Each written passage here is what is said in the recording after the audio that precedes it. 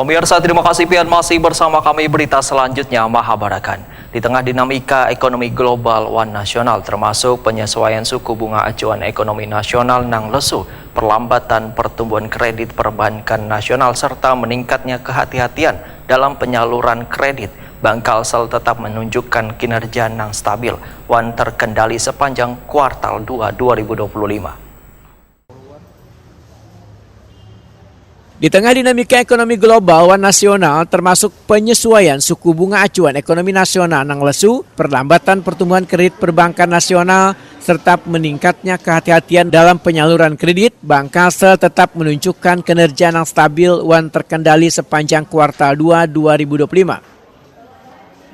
Ini dapat dilihat dari Bank Kalsel yang berhasil membukukan laba konsolidasi sebesar Rp261,55 miliar, tumbuh 15,36% secara tahunan. Per Juni 2025, Bank Kalsel mencatatkan pertumbuhan aset sebesar Rp29,26 triliun, meningkat 17,87% dibandingkan periode yang sama tahun lalu. Year on year, peningkatan aset tersebut turut ditopang oleh tumbuhnya dana pihak ketiga yang mencapai Rp22,05 triliun, tumbuh 18,04% year on year. Ini menunjukkan kepercayaan warga yang tetap tinggi terhadap layanan perbankan Bank Kalsel di tengah dinamika pasar yang terus berubah.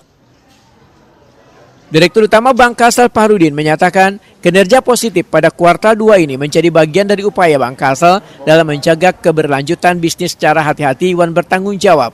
Bank Kalsel di paruh pertama tahun ini tetap menjaga kestabilan kinerja dan pelayanan kepada warga. Di tengah tantangan eksternal dan perlambatan beberapa sektor, fokus Bank Kalsel tetap pada pertumbuhan fundamental, yakni kredit yang berkualitas, efisiensi operasional, dan peningkatan kualitas layanan. Dari sisi pembiayaan, total penyaluran kredit wan pembiayaan tercatat sebesar Rp14,32 triliun atau mengalami penurunan tipis sebesar 0,49% secara tahunan. Kinerja ini dipengaruhi oleh penyesuaian internal dalam menjaga kualitas portofolio, seiring dengan penerapan prinsip kehati-hatian dalam menghadapi dinamika ekonomi dan potensi risiko pembiayaan di beberapa sektor. Fahrudin memedahkan rasio-rasio keuangan utama Bank Kalsel tetap berada dalam batas sehat dan terkendali, di antaranya ROA 1,85%, NIM 5,30%, BOPO 80,34%, NPL gross 3,56%, LDR 64,97%, P-based income 22,50%, KASA atau current account saving account 66,72%. Kinerja ini menunjukkan Bank Kalsel tetap mampu menjaga kinerjanya di tengah kondisi yang menantang, karena Bank Kalsel kadang hanya fokus pada pertumbuhan semata, tetapi juga menjaga keseimbangan antara risiko dan peluang.